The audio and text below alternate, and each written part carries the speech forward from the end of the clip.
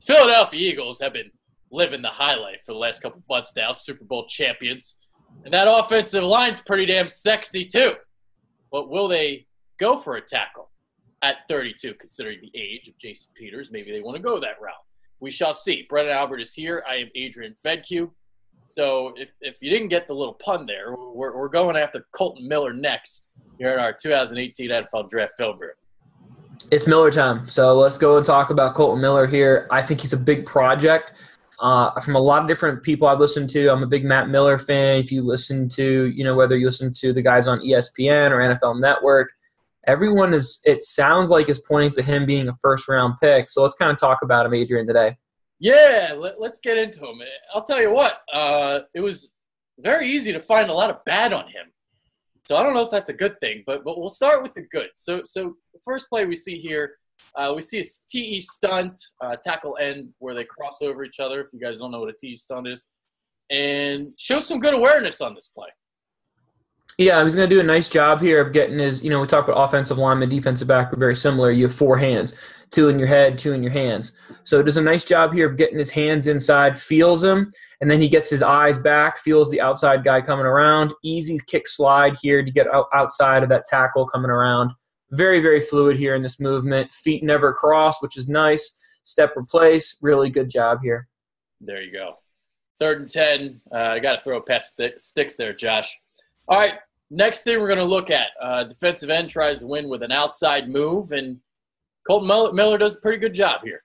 Yeah, he's going to do a pretty good job here of making sure that he gets good hand placement, fighting through, sliding his feet. If I'm critical, though, I don't love the fact that he doesn't really stay square at any point in this time. But at the same time, when you watch a lot of UCLA film, you don't see a lot of traditional kick slides from tackles that you normally see. You see them more quick set.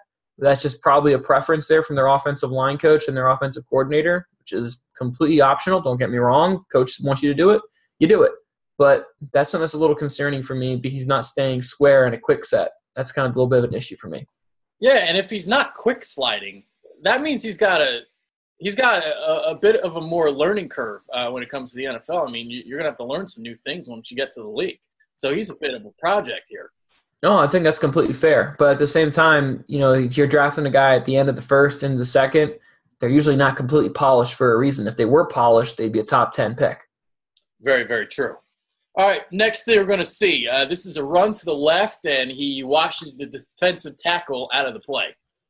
Now, it's one of those things that I don't get overly too excited with down blocks or outside zone blocks because you're not necessarily really asking to crush a guy. You're more asking to stay in front of him. But he does a really nice job of keeping his feet. His angle here is really, really sharp right off the jump and does a good job of making sure that he controls that outside shoulder. And then from here, you can see him. He's locked him. Now he's won. It's completely over. Now all he can do is just wash 9-9 right down the line of scrimmage. Yeah, he pushed him a good way. So I hear what you're saying.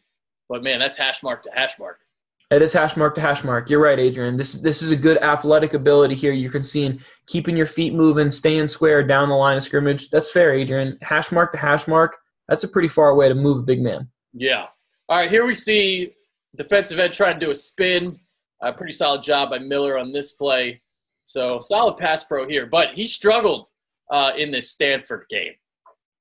Wasn't pretty. And the Pac-12 is not exactly the SEC, with a loaded defensive lines or the Big Ten for that matter.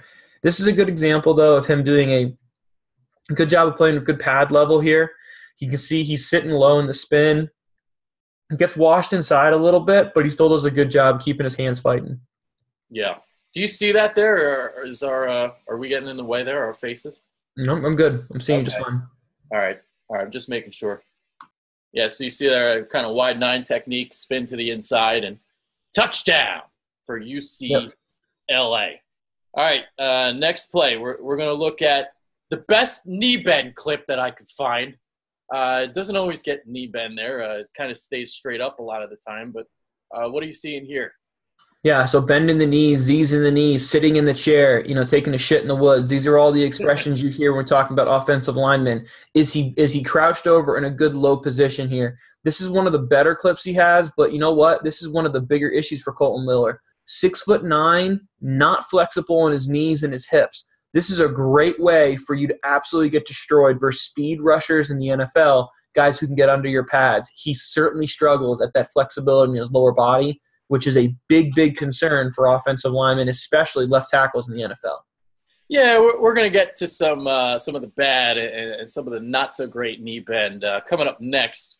So he gets pushed back on the next play. This is a bull rush, and you can see he pretty much gets pushed into the quarterback. I believe this is a quick throw, so if it would have been a 5-step drop, this would have been a sack. But because the ball got out so quick, it wasn't.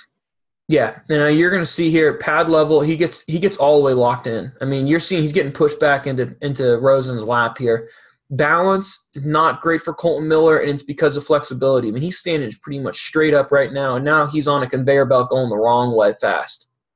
Yeah, and we're going to see poor balance again. This is a theme with him. Lack of balance. This is on a run play. Yeah, I mean, look at this. Completely whiffs on it, and now he's just going to block the invisible man.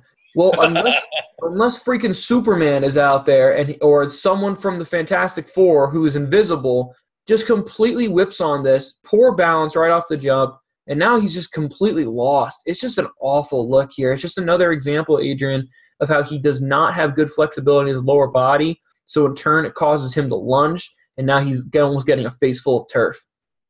Well, the next thing we're going to see bend, but bend in the hips and not in the knees. Yeah, absolutely. So this is what we get in the lunge situation. So what you're going to see here is he's going to drop his head down and his hands are going to extend. He doesn't really have his feet underneath him. You know, he's more of in a lunge situation than having his feet underneath him. Now, you can get away with this when you play Kansas State.